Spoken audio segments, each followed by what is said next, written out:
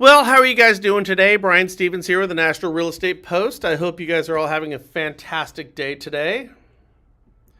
Why? Because it beats the alternative. Remember? We always have to understand that. It's like a fucking romper room show.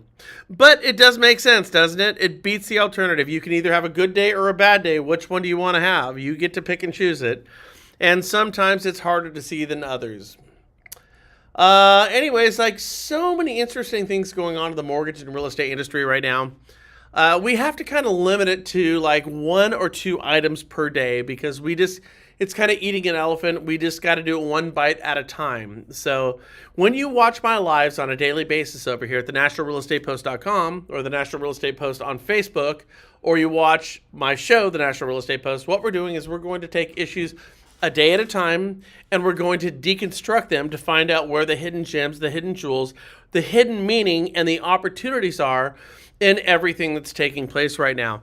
And every day there's something absolutely new. Could you imagine that? Every day something comes up that we could possibly talk about. And every day there is something that is going to give you an opportunity as a mortgage loan officer or a real estate agent to go ahead and find opportunity to make your career a little bit better. So I hope you guys are all having a great day today. We're going to go through this kind of quickly today because I have one thing that I really want to get into, and it's not what appears on the surface. So I got to pull this up here real quickly on my other computer because I want to talk about a couple of the talking points here. And then what we're going to do is we're going to figure out like why what we're hearing is not necessarily the biggest story.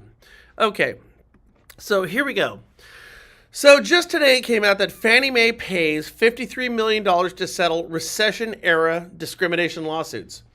So when they talk about recession era, they're talking about 2007 and 2008. And listen, you can find a lot of problems with a lot of people in terms of what they did back in 2007, 8, 9, and 10. I would almost refer to this as the fog of war. Now, imagine you're one of the GSEs and you have a foreclosure tolerance ratio of 1.5%, and then it goes up to 7.5%. These numbers, when you look at every property or the 55% of all properties that are implicitly insured by Fannie Mae and Freddie Mac across the country, when you look at the number of properties, when you go from 1 point something to 5 point something, we're talking about millions and millions of properties.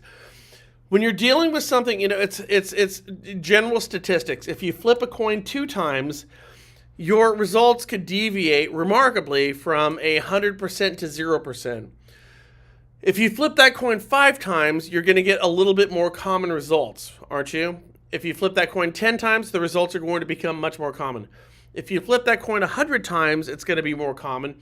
If you flip a coin 1,000,000 times, you will find that the larger the sample size, the much more reliable that your data or the outcome is going to become. Again, if I flip a coin 2 times, I can get 2 heads, or I get 2 tails. And you can say, well, if you flip a coin, based on my study of flipping it 2 times, you will always get a head, or you will always get a tail. Because I flipped it 2 times, and my study showed me that I'm going to get heads all the time. Again, if you flip it 10 times, well, all of a sudden you can say, well, I'm going to get ahead 2/3 of the time. That's not necessarily true, is it? So the larger the sample size, the better off our results are going to be. So there's always really interesting outlooks in terms of like data and what we have. And the study that we have in front of us right now is no different than this. So what we heard today is Fannie Mae is going to pay out $53 million to settle recession-era discrimination lawsuits. All right, so let's find out what that lawsuit looks like. And I think we have it right here. Give me a second. Okay, and I'm going to pull it up over here because my eyesight is a little better on this side. During a 4-year investigation, plaintiffs collected, and by the way, when they talk about plaintiffs, they're talking about the National Fair Housing Alliance, and they're talking about a gal named Lisa Rice who's running this thing. So over a 4-year period, they went into areas that were Latino and African American. They took 49,000 pictures. And what it really kind of put on display is poorly maintained properties in Black and Latino communities. Photographs showed boarded up windows, tall grass, and trash littered yards. With Rice saying it deterred owner occupants from buying these properties. Instead, what happened as a result of this is that investors bought the rundown properties in bulk sales. The thing is, Fannie and Freddie were the ones who had the implicit guarantee and actually had the notes on these things, so it was up to them to go ahead and maintain these properties. Okay, so that's what's going on right now. And there's a reason I'm bringing this up. This might sound boring to you, but you might be saying like right now, oh, Brian, I really don't want to hear about this because it has nothing to do with what I'm doing right now. You couldn't be further from the truth. This has everything to do with what you're doing right now. Okay, what do I mean by that? Okay, so let's just kind of deconstruct what took place. So Fannie Mae paid out $53 million out of, for discrimination that they didn't take care of properties in Hispanic and African American communities. So in 2008, 9, and 10, what happened is you might have a street where, 18 out of 20 properties were foreclosed on. I personally saw this, just up close. Now, if you had a house or a community where 75% of the properties were foreclosed on and nobody was taking care of the foreclosed properties, that means when I wake up in the morning after 2 or 3 weeks and I'm kind of looking out the front door, 3/4 of the houses have weeds up to my neck, right? At this point, urban blight starts to take hold and maybe you get squatters depending on the neighborhood that you live in. And it kind of brings on the creatures of the night, and things become very difficult. So what do I do if I'm one of the, 25% of homeowners who is living in a community where we have massive amounts of urban blight? Well, I decide, I don't want to be a part of this. I can't sell my house because nobody's going to want to buy a house where I'm surrounded by foreclosures that nobody's taking care of. And so it makes more sense for me to walk away from the property. So we collectively said, we don't want to have this happen. So what we're going to do is we're going to take the mortgage-backed security note holders and their servicers, and we're going to require them to take care of these properties. If you remember, it was actually kind of a trip. There was like a 1-year period where guys who would take like paint sprayers and they would take dead grass and they would paint the grass green. And these guys, I remember calling them up back in 2009 saying, hey man, how busy are you? They're like, dude, it's a 3-week waiting period. It's a 3-week waiting period for them to go in and chop down your weeds in that brown grass and literally spray paint your dead grass green to make things look better. It was really kind of a weird place and time, wasn't it? So, but it does kind of make sense because we had a collective, a goal. We had a collective just understanding that if we could keep people in their houses, it was going to be better for everybody in the long run. We knew that. So when we had urban blight all around these people who owned homes, it just gave them more reasons to walk away from their note holding responsibilities. So we had to put measures in place in order to keep people who were going to stay and be responsible for the obligations of that note. And so this is what we did. What's being alleged here right now by the National Fair Housing Alliance by Lisa Rice is that in communities that were African American and were Hispanic, we didn't do this as well as we did in white neighborhoods. Which, by the way, I have no empirical evidence to support this, but I would say off the top, probably right? I mean, I don't think anybody would argue against that. But there is a couple of interesting points here I do want to point out. But understand, we're having a conversation in the weeds right now. So I'm telling you about a lawsuit that just took place. I'm telling you that Fannie Mae just agreed to pay $53 million, and $38 million of that, or $39 million of that, is going to go to REO management. It's going to go to, the settlement is one of the largest sums for fair housing violations, and the largest for discrimination and REO management discrimination, which, by the way, it is the only one, so of course it's the largest, but I do like their use of superlatives out here. And what they're doing right now is they're going to take the vast majority of this money and they're going to reallocate it to those who are in need and for foreclosures in underserved communities and help them out, which sounds noble in itself. And again, the amount of money collectively when we're looking at this nationally is so inconsequential. I don't know how it's going to have an effect on anything. Nevertheless, it makes for great talking points for our politicians and for those that are running different government agencies. But what they said, again, is they said during the 4-year investigation, plaintiffs collected 49,000 photographs of poorly maintained properties in Black and Latino communities. Photographs showed boarded up windows. By the way, the reason the windows are boarded up, why do you board a window up? I mean, why? You board a window up because somebody threw a rock through it. You don't board a window up if it doesn't need to be boarded up. And I listen, I'm just saying, Fannie Mae did not go there and throw a rock through the window. Somebody in that community did. So it had to be boarded up. That was the only thing that you could do. To assume that you would go into a community that had massive foreclosures and like fix broken windows that had rocks thrown through them with anything other than plywood is kind of ridiculous. But that doesn't matter. I get where they're coming from. And they say boarded up windows, tall grass. I mean, mow the lawn. Spray painted, trash littered yards. Again, Fannie Mae was not out there throwing trash and litter on the yards. I'm just saying, I'm not making any judgments. I'm just saying, if this is the grounds for a $53 million lawsuit, what do you expect somebody to do outside of board up a window when rocks have been thrown through them? And if they're not, throwing litter and trash and all that stuff, I mean, it's just, I don't know. But and then they go on to say it deterred other occupants or people who might invest into these properties from actually buying them. And so Fannie and Freddie were cornered into no other decision but to sell these things bulk, which, by the way, is factually true.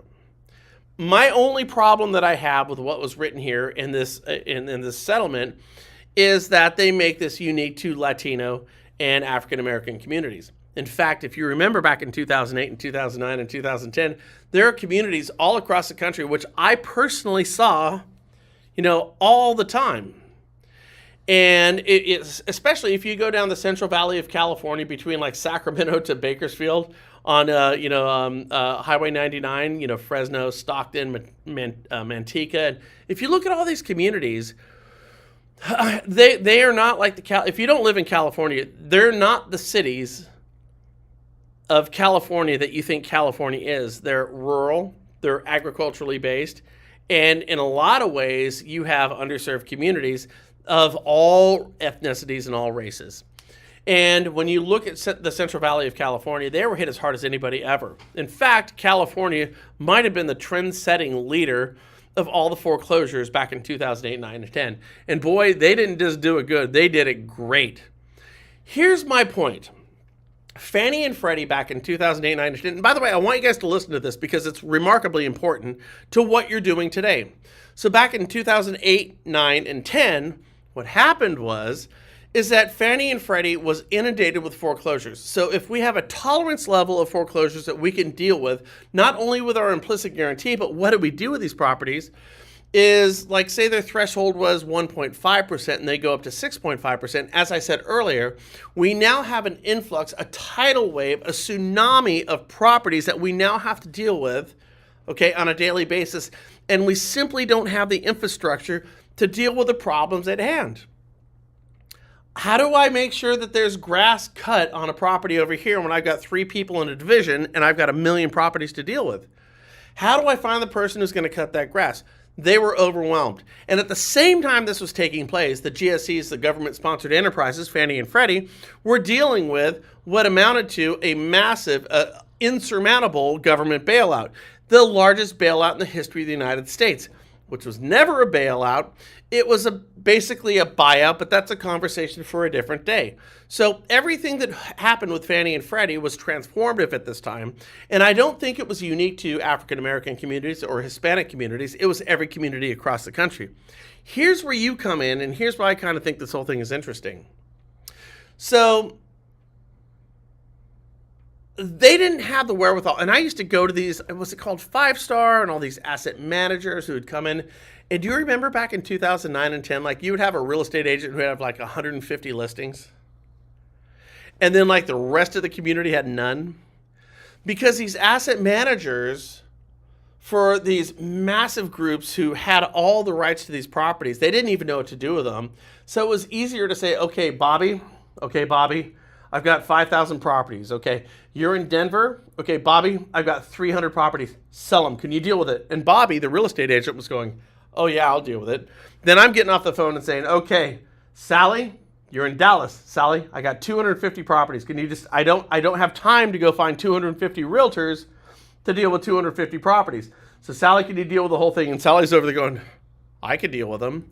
And this is what asset managers did. They became something of a parole officer. And then they would hand out all these properties, but they would do it to a handful of agents. And it was just easier to delegate it and relegate it that way than it was to go ahead and spend the time. If I had 10,000 properties, I didn't have the time or the wherewithal or the bandwidth to find 10,000 real estate agents. So it made it easier for me to go out and find one agent and give them way too many listings. And then they did a really, really, really shitty job. That's what happened. And then we don't want to go into title and escrow because that's another story, which was equally as demonstrative. But here's the whole thing. Fannie and Freddie, who was dealing with an insurmountable amount of listings, a tidal wave, a tsunami of inventory that they couldn't deal with, all the while going broke with the Treasury coming in saying, we're going to buy you out and we're going to put you in conservatorship, they had to make decisions and they had to make them fast. And what did they do? Is they took massive bulks of properties all across the country. I don't have evidence for this, but I don't think it was necessarily in Hispanic and African American communities. I think it was wherever they had a high concentration of foreclosures. And it was just easier to say, let's go to a hedge fund and say, hey, would you buy 2,000 properties? Because now I can just take that off the plate. And you would find these hedge funds who were looking at, it's what Warren Buffett said, buy low, sell high. And you found these hedge funds who went in there and said, oh shit, I'll buy those. And by the way, if you want me to buy more, I'll buy more. So Fannie said, okay, good. I get these 2,000 properties. I don't have to deal with asset managers. I don't have to deal with any of this stuff. All right, good. We're here. Okay. Hey, by the way, come over here. Do you want to buy these 3,000 properties over here? I'll sell them to you for 50 cents on the dollar, which was already discounted, lower than they had ever been in the history of our country. And these hedge funds were like just laughing their ass off. And they're like, oh yeah, I'll buy those. Hey, listen, Fannie, listen, Freddie. If you got any more properties, I'll buy those too. And Fannie and Freddie were saying, hey, I can clear my plate of the shit I need to do. What a great use of bureaucracy, right? I mean, can you imagine if this was a for-profit company? They had been, hold on, man, we are losing money hand over fist. But you see, Fannie and Freddie are not worried about losing money hand over fist or doing the right thing. They're looking at pushing things because money doesn't matter and bottom lines don't matter when you're dealing with a bureaucratic mess. And so they said, okay, this is great. We are definitely cleaning our plates of shit. There's no malice in this. There's absolutely no malice in this. There was no discrimination in this. There was laziness in this. Massive, massive amounts of laziness. And so what they did is they took bulks of properties and they sold them off and sold them off and sold them off and sold them off. And what they did is they cleared their slate of things that they had to do and they said, hey, look at us over here at Fannie and Freddie. We're pretty bitching. We got all this stuff done. And that's again, if you own the properties or if you had a fighting interest in the outcome of whatever your actions were, this would have been atrocious. I mean, just absolutely atrocious. If this was a for-profit private company, the people who made the decision that Fannie and Freddie did back in 2008, 9, and 10 would have been fired. In fact, they probably would have been fired and they probably would have been taken to court and sued. Nevertheless, this was a job well done by the federal government, courtesy of our GSEs. It's kind of how the whole thing went down. So I would fight with a contention that this had anything to do with Hispanics and African Americans. This had everything to do with laziness. But here's why it matters right now, and here's the point that I want to make that nobody's really talking about right now, is that those properties, I don't know what the numbers of foreclosures were, but let's say the amount of properties were of our collective inventory. I'm not talking about inventory for sale. When I say inventory, I'm talking about every property that we have right now on the books. Now, if I were to say that it was, again, I'm arbitrarily throwing out a number here, but let's say it's 6%. Okay, so 6% of the properties were sold off bulk to hedge funds and corporations, okay? Well, what do those corporations and hedge funds do with those 6%, that 6% of inventory that Fannie and Freddie had that they had to clear their books of? The clearinghouse of Fannie and Freddie, what did they do? Well, they turn them into rentals.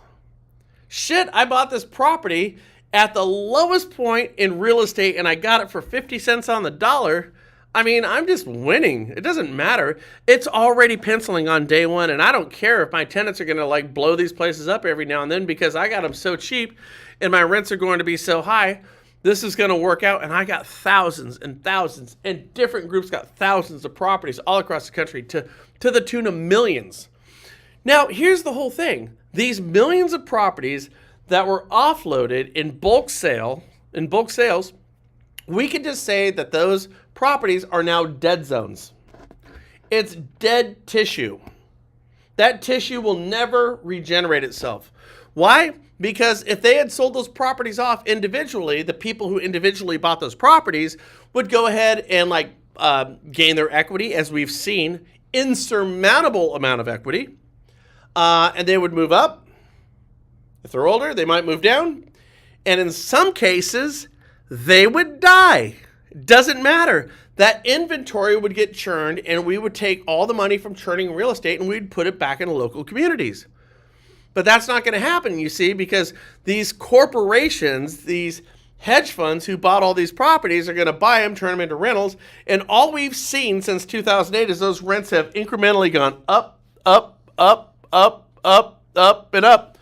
Why on God's green earth would I sell a rental property that's making a shit ton of money? And the answer is I wouldn't. So this is why I contend that we've created dead zones. We absolutely have. We have properties that will never come back on the market. So when we look at our lack of inventory today, we say, why do we have such little inventory? People are actually building, the housing starts are pretty good right now. Everything looks pretty good. Why don't we have the inventory? Well, maybe it's because the likes of Fannie Mae, Freddie Mac, and Ginnie Mae, your FHA, VA, USDA, and your conforming agency bullshit decided to take the easy route because they didn't have a dog in the fight and sold all these properties off in bulk to hedge funds and to corporations who are now killing it making rents. And we've taken all of that opportunity for local communities and we've taken it off the table. Kind of sucks when you put it like that. Nevertheless, that's exactly what took place. So yes, today, the reason we have a lack of inventory is the same reason why Fannie Mae just got sued to the tune of $53 million for going out into minority communities and selling all these properties off in bulk. Kind of sucks, huh? So the other thing you should be asking yourself right now is well, hold on a second, Brian. Well, that was really shitty, but there's nothing I could do about that. You're right. This whole thing's been done. I mean, it's been done. It's been done to you. But thank God it's over. Thank God we can put that behind us. That's not happening anymore because we have record equity, and man, no one would ever be that stupid today to take what they've got and give it to corporations because they had an opportunity right now, but they don't have it today. They have a better opportunity today than they had back then. That's what should scare you. So yes, corporations came in. They took advantage of an opportunity with massive tsunami influx of inventory that our GSCs and Jenny couldn't deal with. And they milked that thing, and right now this is the wealth gap. This is the reason for the wealth gap. So you're saying it's not happening right now. You're wrong. It's actually worse today than it was before. Let me explain this. So today, right now, by the way, I'm going to put this in the context of something personal to me. So my in-laws, who I love to death, my mother-in-law lives with me right now. I mean, she's kind of she's close. I mean, she's close to hospice, but we're keeping her at home because my mother-in-law is one of the coolest people you've ever met in your life, and she's wonderful. And I've known her for my entire life, and she's one of the greatest people I ever met. My father-in-law passed away, but we're gonna keep Mom as long as we can because she deserves it because she's just been everything wonderful to both of us. Anyways, that's my backstory. They have a property up in Issaquah, which is right outside of Seattle. They had a place in North Bend, which was amazing. That was their house they lived in forever. And then when they started to kind of, hit the event horizon of their life, they moved to a senior living facility in Issaquah. Now, in that place in Issaquah, there's not one property for sale. I mean, it is the hottest, craziest housing market in the world up there. It's nuts, and it's beautiful. It's beautiful. So I got mom with me. Now, here's what my in-laws are. They were and are, but they were just pack rats. Like, they never found, like, a trinket they didn't have to have. Like, they lived their life, like, with trinkets. I'm an anti-trinket guy. Like, I don't need spoons. I don't need ladles. I don't need figurines. I don't need, 50 billion different salt and peppers. Like, everything. Like, these guys, they're pack rats. They're not hoarders yet, but man, it's pretty damn close. So anyways, we live 700 miles away down in Northern California. So we got mom down with us, and we're trying to figure out a way to get mom and dad's house, cleared out, in order to sell it. We could sell it tomorrow. We could sell it tomorrow for top dollar. But we got to deal with their shit, right? And that's kind of a pain in the ass. So for me, it's kind of like, well, I know that Open Door will pay me tomorrow's prices today, and I don't have to deal with anything, and I also don't have to pay real estate commissions. I know that. I can go to them and say, hey, Open Door, do you want to buy this house? And I know if the house is right now, if I could list it with a real estate agent for $500,000, they'll give me $515,000 and no commissions. That's what they'll do, and I know it for sure. Well, how could that be, Brian? Why could they pay above market value? They wouldn't do that. Well, they're doing it right before our eyes, and they're doing it in a bunch of markets. Why are they doing that? Why would they do that? Because they're being directed by investors who are backing them, who want to buy swaths of investment properties, and they're willing to pay tomorrow's prices for today's houses. So now I'm sitting down here as a massive advocate for working locally, eat local, buy local, real estate and mortgage local. Why wouldn't I sell that property at a premium without commissions to Open Door? Well, it's really kind of compelling, isn't it? And this should scare the bejesus out of every real estate agent and every real estate company in the country right now. This is happening right now. Right now. Well, why are they doing that? Like I said, they're being backed by investors who believe in the long-term viability of the United States housing market and the rental market. That's what's happening. So they're not buying and turning houses anymore. They're not buying and turning a house and taking all the money from that house and strip mining all that money and sending it back up to the likes of the San Francisco Bay Area and Seattle where they're headquartered. No. They're not flipping anything anymore, are they? They're holding on to these properties. They are simply acting actively as the buyers. Now, when they do that and they're going to buy these houses, they're going to turn them into rentals. Does that make them any different than what took place in 2008, 9, and 10? The insidious thing that is affecting the inventory, which is crippling the real estate community right now, which is stopping every, what is it, Gen Wetters? Gen Z. Gen Z, are we Gen Z now? What's the one before that? Gen Z, Gen X, There's millennials, Gen Z, Gen X, and there's all of them. All the gens. All right, all the gens. Like stopping all the first-time home buyers from going in there and buying houses right now. Like this is what's stopping them, isn't it? And that's what we are feeling the effects, the ripple effects of what took place in 2008, 9, and 10. And we said, thank God that's behind us. But in fact, it's not behind us. In fact, it's in front of us, and it's still happening right now. And we are all sitting on the sidelines and watching this. This, my friends, is a complication. So when we look at these fintech iBuying companies right now, who are supposed to make things better, faster, and cheaper, which, by the way, we, through the Consumer Financial Protection Bureau, we have a congressional mandate in order to bring technology to the financial markets, particularly when it comes to buying houses, payday loans, and car loans, and shit like that.